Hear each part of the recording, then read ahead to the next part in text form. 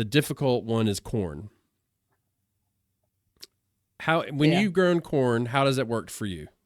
Like how have you Um, planted it and how did it work out for you? so I've always kind of carved out a little corner for corn. And I feel like the spacing is probably about 6 inches apart. And that's all around, Right. right? So if I'm growing corn in, let's call it a 4 by 4 foot space for easy math, I'm going to have a plant every 6 inches. So when you think about how rows can be set up in that way, again, there's no space in between. 6 inches, 6 inches, 6 inches across, start back over, and the next kind of width of the bed, 6 inches, 6 inches. And generally speaking, I've had good luck when it comes to germination. I think that that's, sometimes a problem when we think about how where's a cornfields and how some of us don't have space for cornfields. I have experienced the specific space that I planted in one year being difficult, as you described earlier, to literally get to.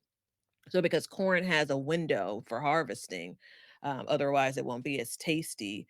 I've I missed that window that year for Ooh, a that's a few of tough loss. yeah, dude, and it's like that was the maybe one of 2 spaces I was growing corn in, and, like, you see it happening, you're like, "In 2 more days," and it's like you woke up or something, like, on a television show, like, "What day is it?" It's like 4 days later, Yeah. right?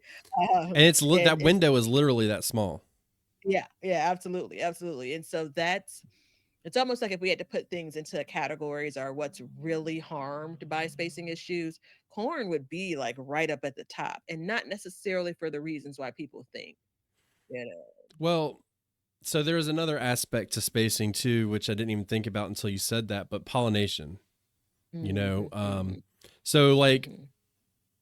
corn is wind driven pollinated. So the saying is you need to plant a big block of corn. Um, Tomatoes are based, they're self pollination, Mhm. but the wind helps move that along, moving the plants and stuff like that. So you do need to have it. You don't like for tomatoes, you don't have to have multiple plants More than together, one, yeah. but it helps. But for corn, you don't at all. I mean, you have to. Whoa, let me make sure I'm very clear about that. For corn, you have to have them close together.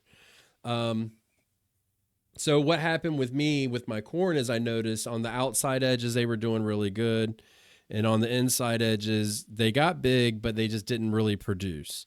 And so the Yeah. question really became like, why is that?